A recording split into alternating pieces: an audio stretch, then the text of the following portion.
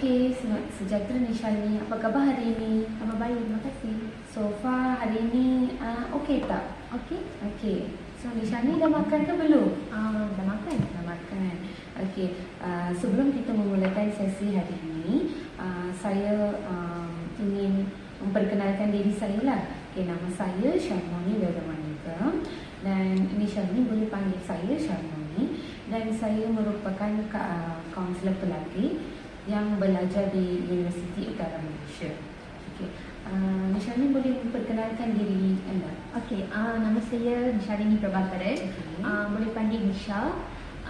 Saya sedang belajar semester 6 dalam jurusan Pendidikan Kaunseling dekat Universiti Utara Malaysia. Okey. Postdoc. Okey, Nishani, boleh tak boleh tak explain secara jelas tentang pribadi anda, seperti asal mana, anak keberapa, macam tu. Okey, saya anak sulung dan ada 2 orang adik perempuan yang sedang belajar seorang dekat UPM dan lagi seorang dekat STPM. Ayah saya bekerja sebagai komando lori, mak saya bekerja sebagai suri rumah lah, cara bekerja. Lepas tu saya orang berasal dari Negeri Sembilan. Oh, Negeri Sembilan. Okey. So sudi berkenalan lah. Okay. So hari ini sepanjang 20 minit hingga 30 minit kita akan mengadakan sesi kaunseling bersama lah. Okay. Okay.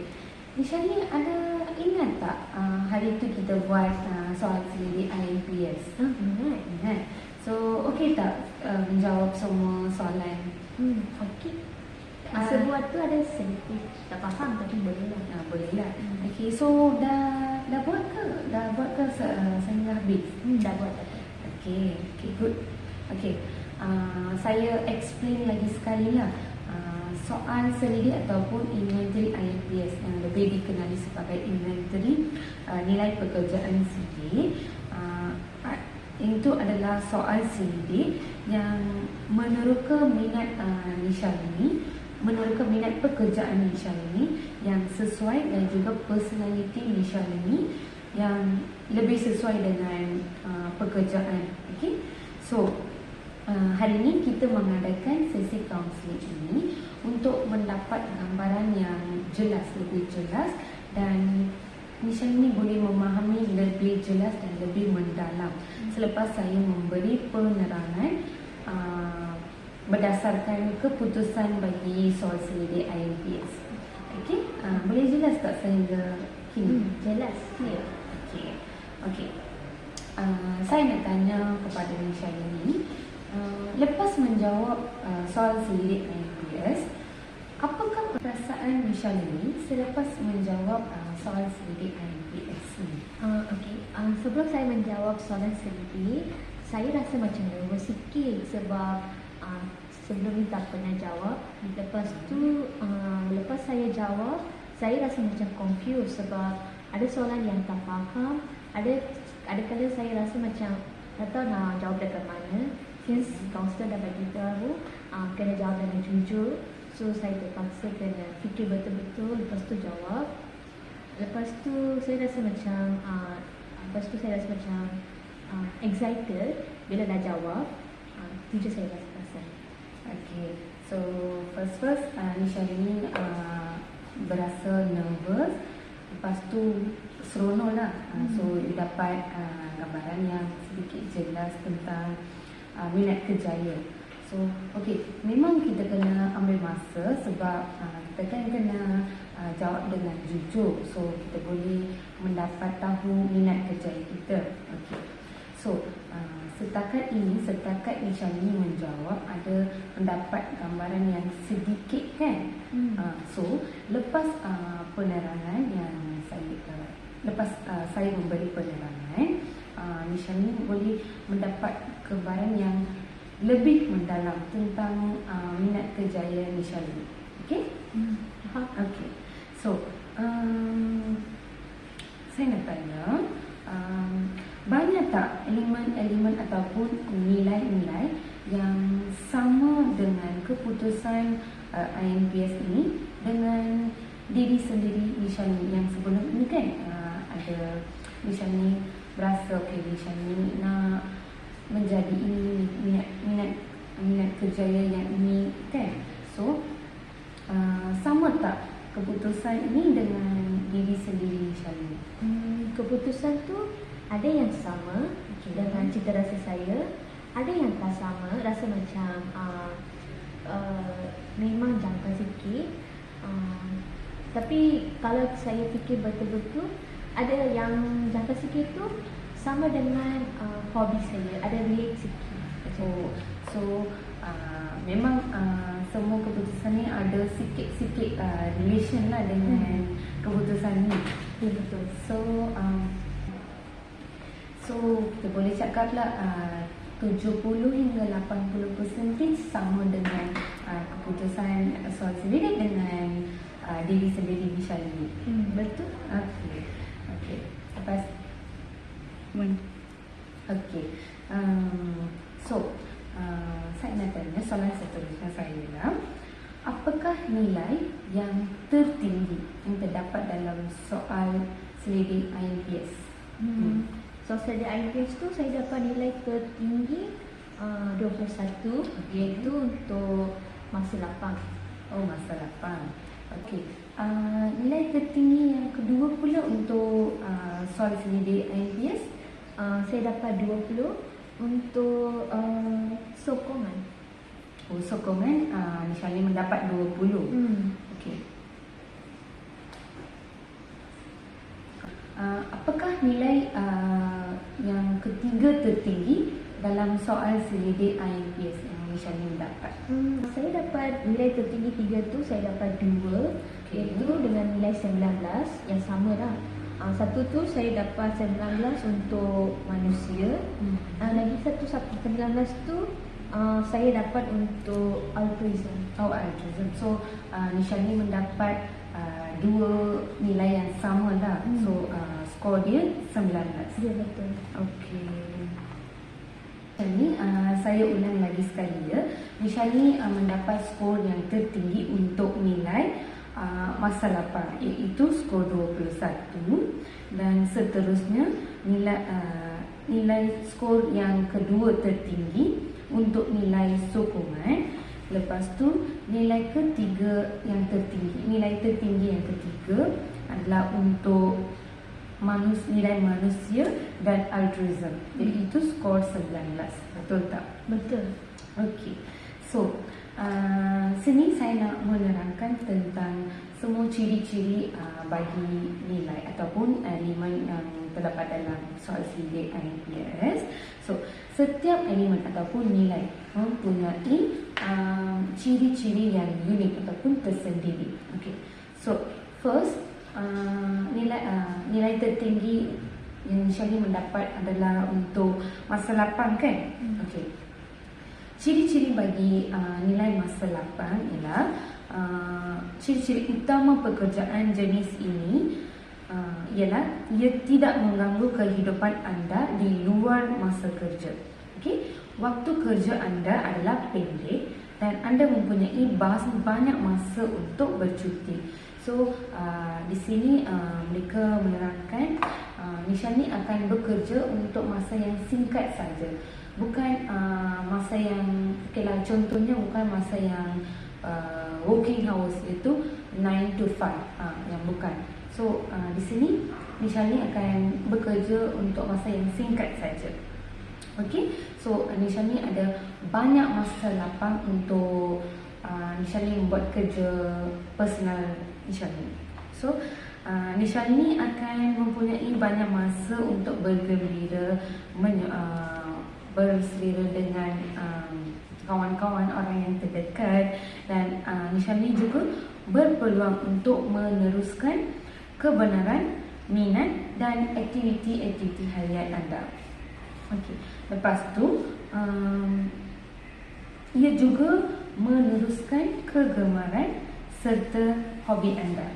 Yang ini ciri-ciri penting dalam nilai masa lapang. So ada juga terdapat okey. So contoh pekerjaan yang terdapat dalam nilai masa lapang boleh dikatakan guru kanak-kanak, guru tuition, lepas tu pekerjaan yang berkaitan dengan hobi Nishani. Okey, ada tak saya nak tanya, Nishani ada tak hobi tersendiri untuk Nishani? Hobi saya ni membaca buku.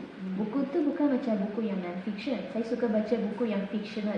Contoh macam storybook, novel, semua tu saya suka baca. So, Nishani memang membaca novel ataupun buku cerita sehingga sekarang lah. Sehingga sekarang. Okay, so di sini saya boleh suggest kan hobi Nishani membaca buku. So, pekerjaan yang sesuai di dalam nilai masa lapang adalah penulis buku cerita ataupun author. Kan Nishani kata Nishani sehingga sekarang Nishani suka membaca buku cerita, novel semua. So, Nishani boleh menulis buku. Inilah antara contoh-contoh pekerjaan yang terdapat di bawah nilai masa lapang. Okey, so kita move on kepada nilai seterusnya lah, iaitu nilai sokongan. Betul kan? Nilai sokongan kan? Okey. Nilai sokongan yang tu lebih kepada persekitaran kerja dalam pekerjaan jenis yang amat menyokong anda. Yang tu boleh dalam bentuk manusia ataupun bukan manusia lah. Sebagai seorang pekerja dan sebagai seorang individu, Nishani akan dilayan dengan kasih sayang dan kebaikan. Ketua dan pembantu-pembantu Nishani amat memahami, bertimbang rasa dan selalu memberi galakan dan dorongan. Okay. Mereka begitu mengambil berat tentang keselesaan dan kesejahteraan Nishani. Nishani juga biasanya ditawarkan bantuan jika Nishani memerlukan. Inilah explanation yang terdapat dalam soal selidik ini di bawah nilai sokongan. Okey. So, contoh pekerjaan sokongan yang terdapat di bawah nilai sokongan ialah guru-guru, kaunselor, lepas tu pekerjaan yang relate dengan media, marketing, lepas tu broadcasting, fashion designers. Yang tu yang pekerjaan ini kita kan biasa communicate dengan manusia. So pekerjaan ini terdapat dalam nilai sokongan yang lebih minat kepada Nishani berdasarkan soal selidik IMPS. Okey. So setakat ini jelas tak Nishani? Jelas. Okey. Okay, let's kita move on kepada nilai ketiga yang tertinggi berdasarkan keputusan nilai soal selidik IMPS, iaitu kan tadi Nishani bagi tahu ada dua nilai yang sama, iaitu manusia dengan altruism. Okay, betul. Okey, di bawah nilai manusia, ciri-ciri nilai manusia ialah keperluan utama pekerjaan jenis ini ialah Nishani mesti suka kepada aktiviti-aktiviti yang berorientasikan manusia, lebih kepada communicate dengan manusia, lepas tu pandangan fizikal dengan manusia seperti ini. So, banyak masa Nishani akan digunakan untuk berhubung dan berinteraksi dengan orang lain ataupun workaholic lain. Peranan Nishani termasuklah menyelia, memuncuk dan menolong. Selain itu, beberapa aktiviti lain yang mungkin Nishani akan lakukan termasuklah mengajar, mengubati, memperkembang, memberi khidmat kaunseling serta memberi nasihat kepada individu yang memerlukan. So, kita tengoklah apakah contoh pekerjaan yang terdapat dalam nilai manusia. So, contoh-contoh pekerjaan yang terdapat dalam nilai manusia ialah dalam bidang kedoktoran. Doktor selalu berhubung dengan manusia. doktor, lepas tu okey, doktor, pakar psikologi, perancang acara semua kita kena sentiasa berhubung dengan manusia kan. Perancang acara, customer service, public management dan juga lain-lain. Okey, yang pekerjaan related ini, kamu Nishan ni sentiasa berhubung, berpandang, berinteraksi dengan manusia dan tidak kepada komputer ke haiwan ke, yang tu bukan. Nishan ni hanya berhubung dengan manusia sahaja. Okey, lepas tu altruism pula, kita pergi kepada altruism lah. Okey. Ciri-ciri altruism seperti suka menolong dan mengasihi orang lain adalah penting untuk pekerjaan jenis altruism ini. So, banyak masa kerja Nishan ini dihabiskan dengan kerja-kerja kebajikan. Kebajikan seperti kebajikan sosial untuk orang tua, kanak-kanak, bayi, lepas tu pelajar-pelajar dan seterusnya lah. Okey, Nishan ini mungkin dikehendaki membina hubungan dengan orang yang tidak mempunyai kawan, iaitu maksudnya introvert kan, yang tidak mempunyai kawan. So Nishan ini suka berkawan dengan jenis-jenis ini. So menolong mereka yang tidak atau kurang bernasib baik, ialah orang okey lah. Lepas tu serta orang lain yang memerlukan pertolongan. So jenis-jenis pekerjaan dalam nilai altruism ialah, di sini pun boleh menjadi guru, kaunselor, lepas tu doktor haiwan, veterinary, occupational therapist. Occupational therapist ini mutu misalnya akan menerangkan minat kerjaya kepada orang lain, seperti saya lakukan sekarang lah. Lepas tu jururawat kan, sentiasa menolong pasien-pasien, jururawat dan ada lagi banyak-banyak. So setakat ini kita tengok 4 nilai kerjaya yang tertinggi yang compare dengan ada nilai-nilai yang lain. So setakat ini Nishan ini faham tak dengan jelas, dapat tak gambaran yang jelas mengenai nilai-nilai ini, contoh kerjaya semua? Faham dan jelas dengan tepat apa yang dapat. Ya, faham dan jelas. Okey, baik. Okey, lepas saya menjelaskan memberi penerangan tentang nilai tertinggi kerjaya kan. Okey, sepanjang ini saya menjelas keempat nilai kan. So setakat ini Nishan ni apakah perasaan ataupun pendapat Nishan ni setelah mendapat penerangan ataupun perasaan Nishan ni setakat ini? Rasa saya tu rasa macam campur bau. Contoh macam sebelum ni saya ada kata macam confused macam tu kan. So bila kaunselor dah terangkan, saya rasa macam clear sikit, dapat satu gambaran yang jelas tentang bidang yang saya sedang lalui dengan bidang yang akan saya lalui pada masa akan datang. So saya dapat tahu dah ada gambaran yang teliti tentang part saya nanti. Okay. Lepas ini saya nak tanya, adakah ada berkaitan dengan keputusan soal selidik IELTS dengan diri sendiri, ataupun Nishan ni rasa langsung tak ada kaitan dengan soal selidik dengan perasaan?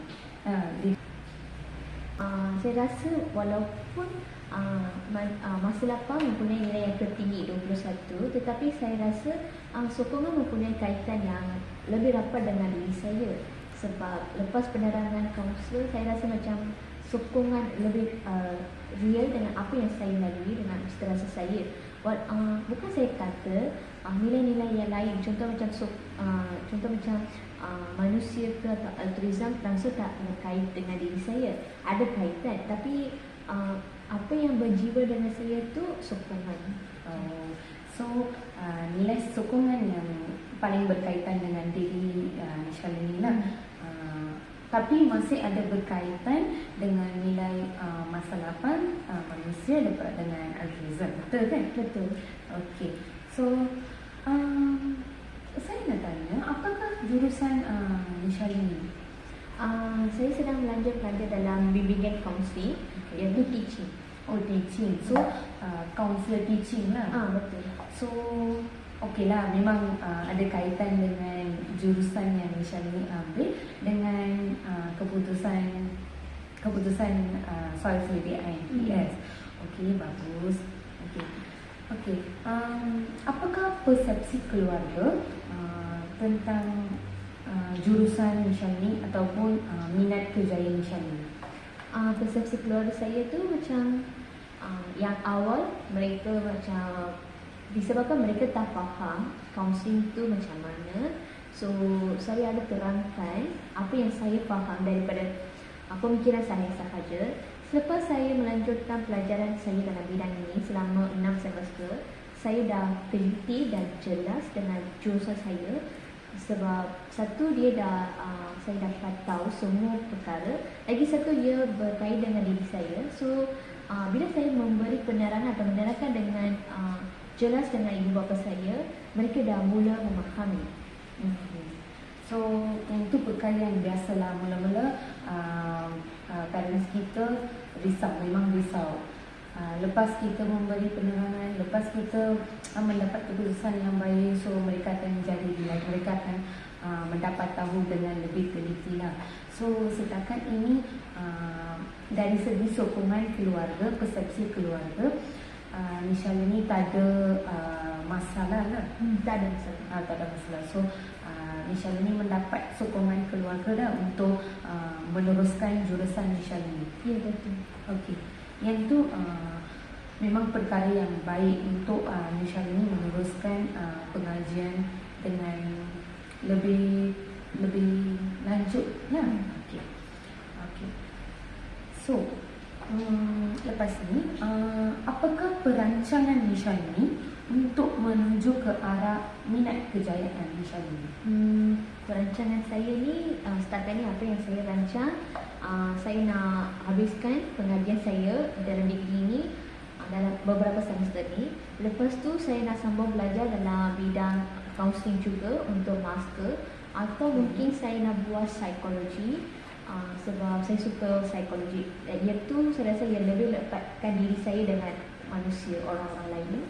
Lepas tu kalau lah contoh, kalau saya dah dapat jadi sebagai apa yang saya rancang, ada lagi satu rancangan lain, backup plan, iaitu sebab saya suka buat baca buku semua, saya suka menulis. So saya nak jadi juga seorang yang penulis, bukan penulis untuk cerita saja, mungkin poem juga, macam pantun semua. So saya nak jadi seorang penulis. Okey. Setakat ini apa yang saya faham ialah perancangan Shalini adalah terdapat 3 perancangan lah. First, Shalini akan menjadi guru, lepas tu continue master. Itu perancangan pertama. Kedua, Shalini akan menjadi seorang ahli psikologi yang lebih berminat kepada hubungan manusia. Lepas tu perancangan ketiga yang ni total different daripada 1 dan 2, iaitu penulis buku, itu author. Yang ni lebih dekat dengan hobi Shalini yang seperti kata tadi. Okey. So yang satu perancangan 1 dan 2, yang tu teacher dengan pakar psikologi, lebih kepada masa lapan, lepas tu sokongan, dan lebih kepada manusia dengan sokongan. Dan perancangan yang ketiga pula yang menjadi author tu lebih kepada nilai masa lapan. Betul kan? Okey. yang ini memang satu perancangan yang baik sebab misalnya ada backup plan. Kalau ini tak jadi, misalnya boleh jadi ini. Kalau ini terjadi, misalnya boleh jadi ini. So ini adalah saya rasa secara personal saya rasa macam yang ini perancangan yang lebih baik, lebih teliti. Hala tuju yang lebih teliti merancang bagi Nisha ini. So okey. Lagi satu soalan saya nak tanya. Kan Nisha ni tadi kata ada Nisha ni ada 3 perancangan. Pertama, Nisha ni menjadi guru. Lepas tu Nisha ni menjadi pakar psikologi. Lepas tu yang ketiga, Nisha ni nak menjadi author, penulis buku. So dalam ketiga-tiga minat kerjaya Nisha ini, apakah pekerjaan yang Nisha ni paling suka antara ketiga-tiga pekerjaan ini? Saya yang paling suka tu guru kaunseling tu. Okay.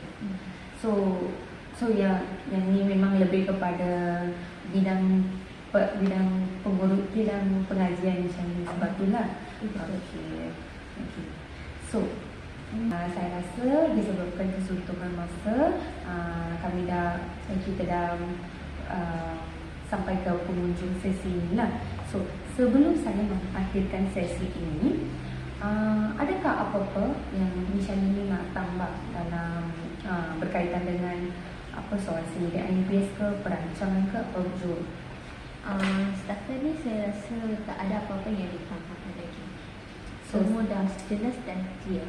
Okay, semua setakat ini dah jelas dan clear tentang perancangan, tentang nilai soal sendiri, semua keputusan nilai soal sendiri semua kan? Okay, so kalau tak ada apa-apa, saya nak tanya satu soalan kepada Nisha ni. Nisha ni nak sambung ke sesi kedua ataupun macam mana ni?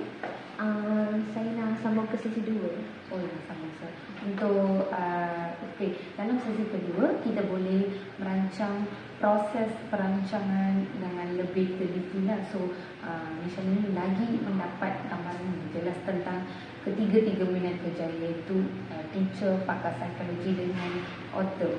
Okay, so saya akan menguruskan sesi kaunseling selepas ini mengikut masa lapang ataupun masa available Nisha ni dan juga masa lapang saya lah. So setakat ini saya rasa kita boleh berhenti sesi pertama. So kita berjumpa lepas ini dalam sesi kedua. Terima kasih sudi join dalam sesi